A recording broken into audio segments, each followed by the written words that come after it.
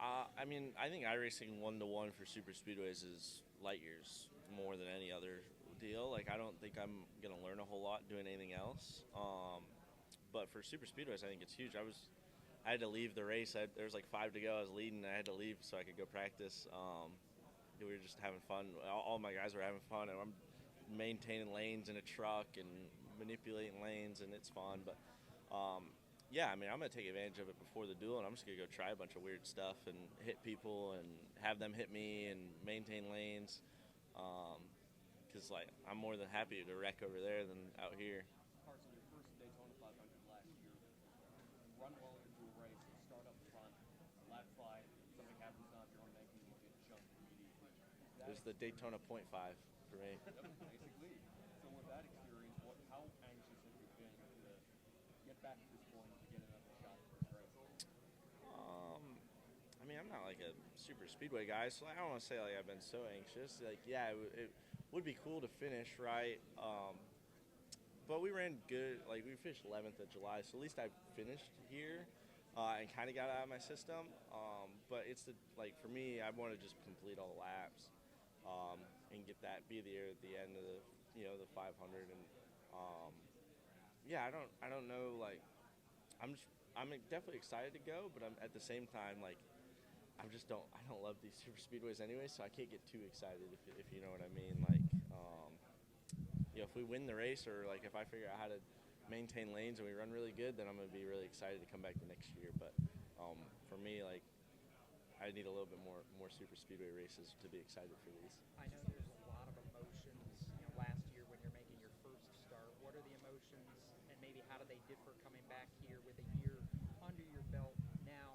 Being established a little bit more in the Cup Series. I think it's more just being a lot more confident and being a lot more decisive on decision making and decisive on how our cars to get developed. And yeah, I think it just adds. There's not any pressure. As Dan Campbell said one time, there's no weight. You just feel the wind underneath them. So I think that's the motto we've been going with.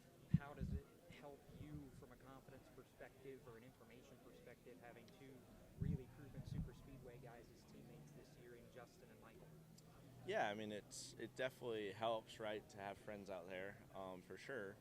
I don't know. I'll let you know how the duels in Daytona 500 go for sure. Biggest difference this year coming to speedways as opposed to last year as a rookie? I mean, ideally, our cars, I'm hoping, are quicker at super speedways. Put a little more emphasis on it, but our cars are going to be faster, ideally.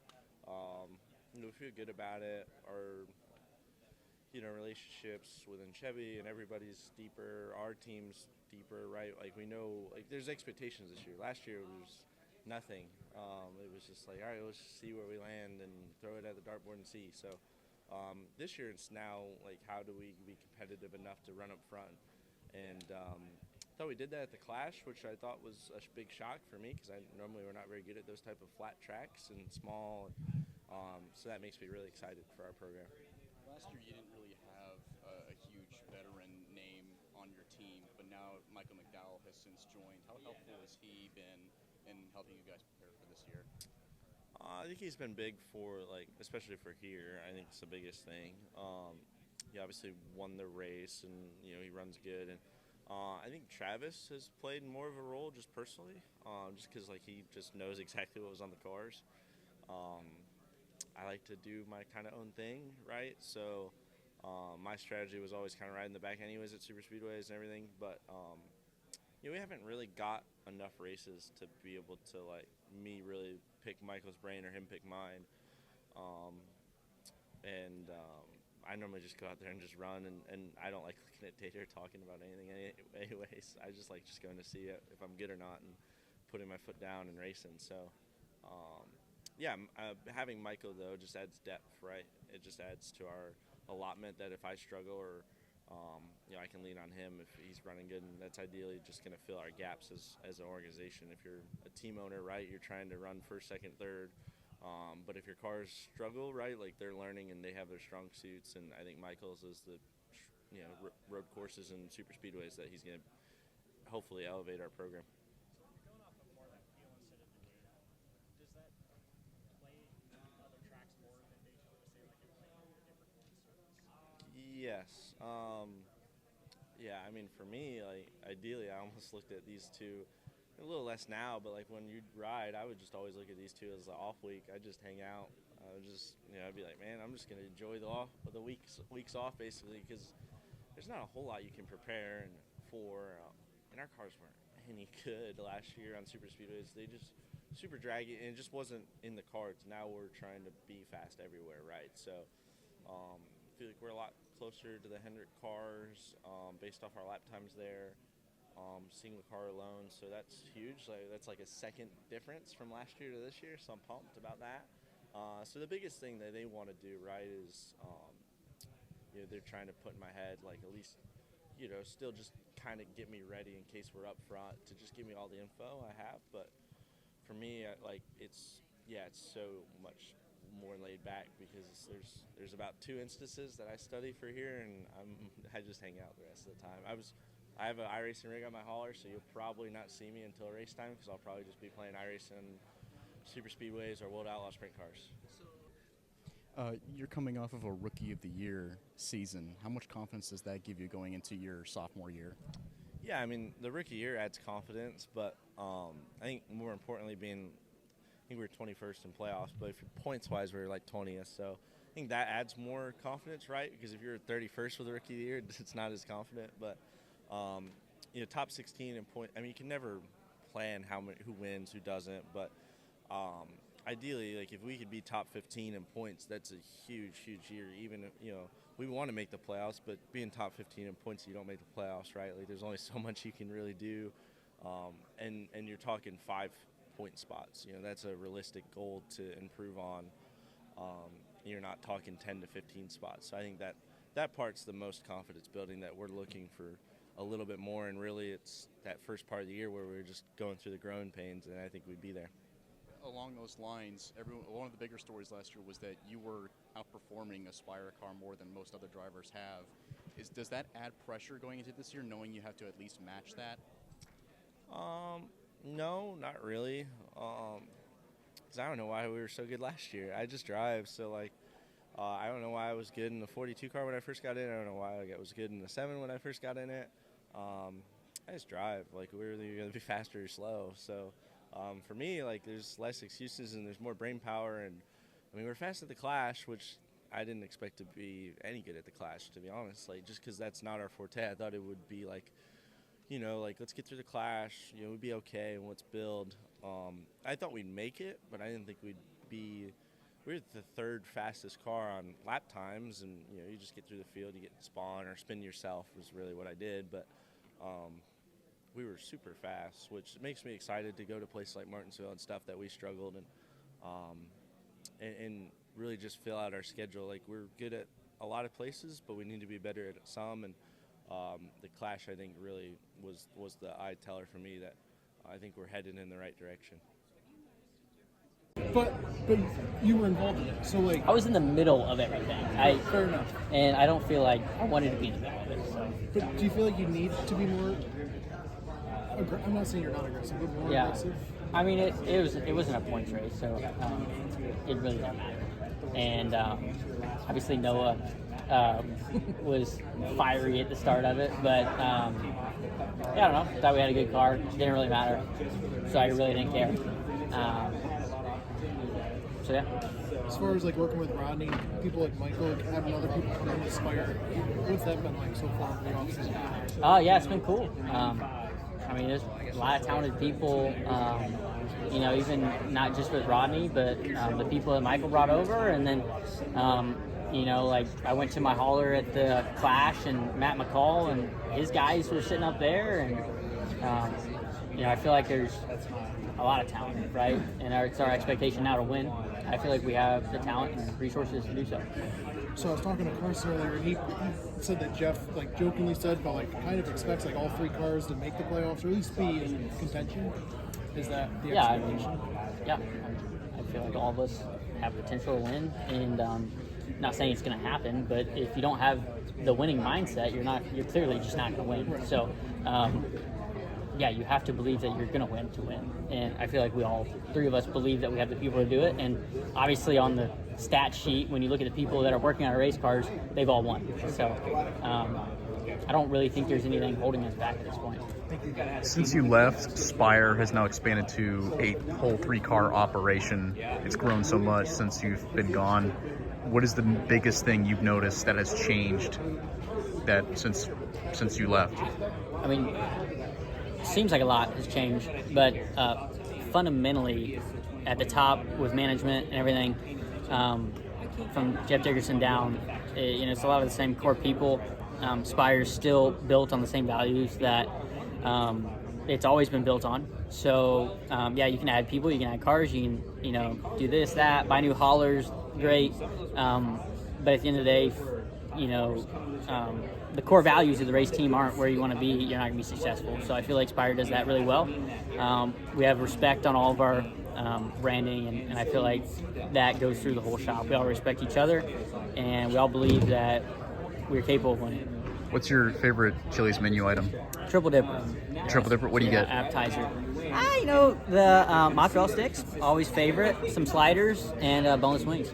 Boneless wings? You get like any type of sauce? I mean, it just depends on your mood, Do you go with like classic hot or barbecue? It just depends on the night, Any favorite margarita?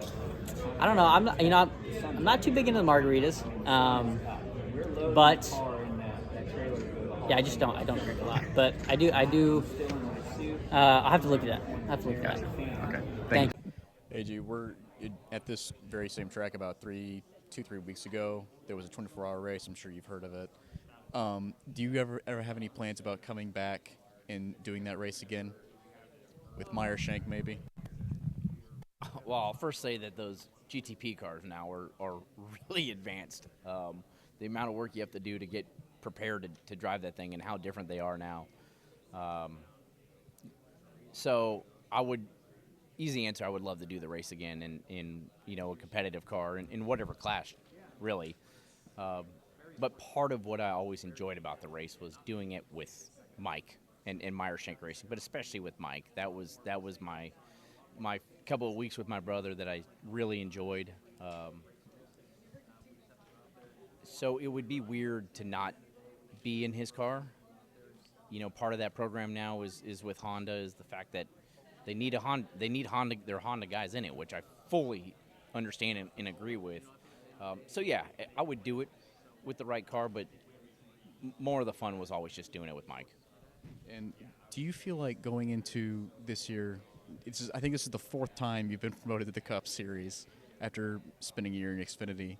Do you feel like this might be your last chance to make something out of a full-time Cup Series year?